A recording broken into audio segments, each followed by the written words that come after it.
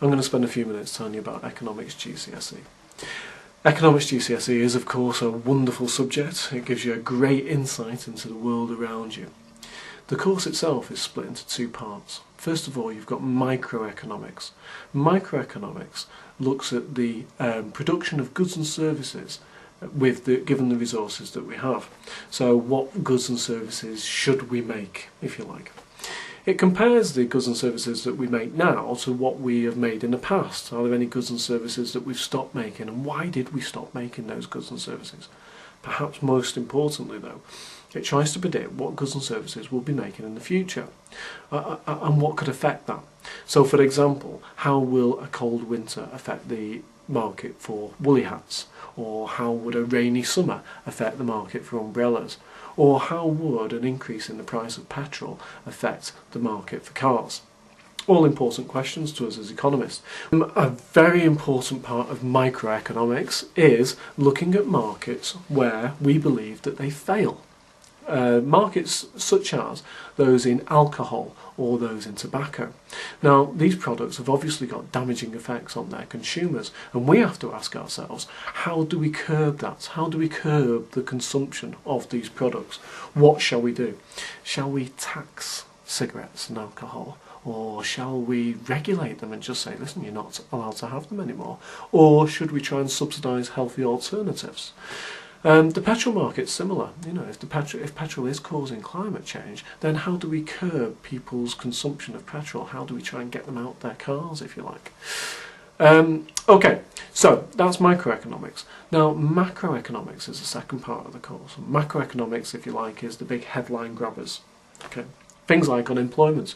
So with unemployment, what's caused unemployment? What are the effects of unemployment on the individual or on society as a whole? And how can we solve a problem like unemployment? Other headline grabbers on the macroeconomic side are things like this recession. What is it? What is a recession? Okay. How did we get into it? More importantly, can the government do anything to get us out of that recession? Other little things are interest rates, okay? So that when you hear about the interest rates on the news, the interest rate went up today or the interest rate went down today, you'll understand the significance of that by the end of an economics course. The exchange rate as well, that little bit at the end of the news where they say the pound has gone up against the dollar today or the pound has fallen against the euro today. As an economist, you'll understand the significance of that, and you'll understand who the winners are and who the losers are from an exchange rate change. Economics is a good subject because you learn how to debate and formulate your ideas. This year we have debated about what to spend your money on. It was on hospitals and council flats. Another good reason to take economics is because you learn all about how the economy works. This year at the moment we're doing coursework on congestion, and we're learning how to solve the problems of it. Just to round things off then, the economics course is 100% examination. There's no coursework in economics GCSE. Many of our students go on to study at AS and A2 level, and lots of our students go on to study economics at university. In the last 4 years we've had 3 economists go on to study economics at Oxford University, which we're very proud about.